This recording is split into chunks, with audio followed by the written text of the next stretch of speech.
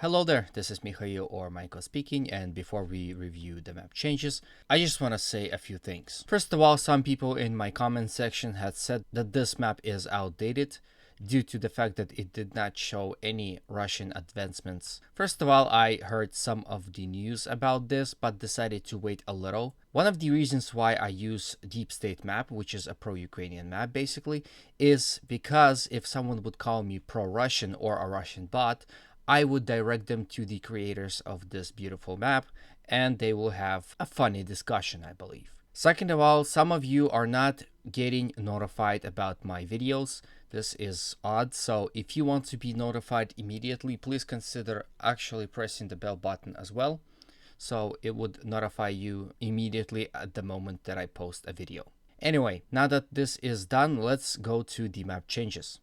First of all, we have Bakhmut. Once again, I will jump to this sector first. Russians are attacking in general direction right here, and there are heavy fighting for the Kommuna street right here, and even further from this street. In this direction, Russians are fighting heavily. A lot of people are suggesting that most of this part is taken. However, there are reports that the fighting for Mariupolska is ongoing, so it's really hard to say where exactly this takes place. It could be battle in this sector, in this, or even here at this moment. So Russians neither captured this, or the whole area right here. Again, very hard to say, so I would assume that we need to wait a little and see. Russians are continuously attacking towards the village of Ivanivsky, as well as towards those three hills right here. But the changes on the map had not occurred, as you can see. That means Ukrainians are defending strong here. From here we go up to the north of Bakhmut, where first of all we have to touch on the steel plant right here. A few days ago Russians had captured a part of it and the rest of it remains in Ukrainian hands. There are ongoing battles in the tunnels underneath the plant. Then we go to the north, where Russians are continuously attacking towards the village of Khromove. As you can see, the gray area has slightly extended, so this is claimed Russian territory. Russians are fighting for the village of Khromove to gain fire control over this road right here. Russians are also attacking towards the village of Bogdanivka. This is both reported by Russian and Ukrainian sources, as well as Russians are attacking towards the village of Kryukharivka. And actually here is where the change appeared. So we can see that Russians had attacked along these fields and had stabilized their entire front.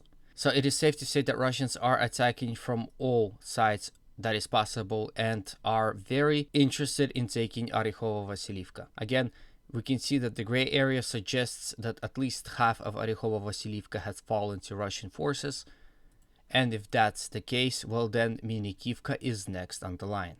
Russians are continuously fortifying this front right here near the village of Zalishansky, as they are expecting possible Ukrainian counter-offensive on this front. From here we go to Seversk front. As you can see, not much changed except for the gray area here, which means this territory is being contested. Russians are attacking towards the village of Bilyakharivka, and there are reports of heavy positional fighting. Liman front had not seen any change as well. You can see no changes on the map.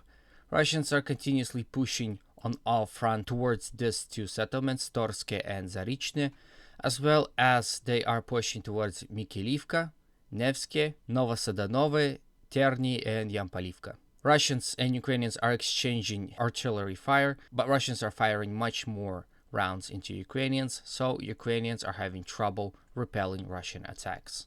From here we go all the way down, where Avdiivka is located. As you can see, no changes on the map had appeared. Russians are continuously expanding their line of control around Krasnokharivka village. They have reported that they have full fire control over the railroad and secondary roads that leads to Avdiivka. They're also attacking from the village of Vesely towards the village of Kamyanka. No changes had appeared, which suggests Ukrainians are defending in Kamyanka. But once again, as you can see, Kamyanka is nearly captured by Russian soldiers, so we might see it happen in a few days. Russians are continuously attacking from the village of Pitny towards Avdiivka, as well as from the village of Vadyane in the direction of two villages of Severne and Tonenke, but as you can see, no success here. A bit to the south, we can see Russian troops are attacking Pervomaisky and Nevelsky without much success as well. Going further to the south, we see village of Marinka. As you can see, nothing had changed. Again, Russians are trying to capture small village of Pobeda, as well as capture this sector at the north of Marinka, but without any success. Ukrainians and Russians are battling out who will control what's left of Marinka in its center, but no one so far had come on top. Russians are continuously attacking towards the city of Novomakhalivka. As you can see, here is the river and there are a lot of settlements here. So after this, Russia will go to Konstantinivka and further. So Russians will have hard time fighting on this front. In any way, Ukrainians are stopping Russian advancements on this front. From here, we go to the Vuhledar front, where a change actually appeared. So here is yesterday, and here is today. You can see that Russians had captured this portion right here. It is the forest line. I don't know what exactly this implies, but again, first time change had appeared, as well as the gray area had also became bigger. If we are to assume that Russians are controlling this gray area, and a lot of people are saying they are, it would mean that Russians are very close to capture this mine, as well as cut off whatever supply that could be potentially coming to Vuhledar itself.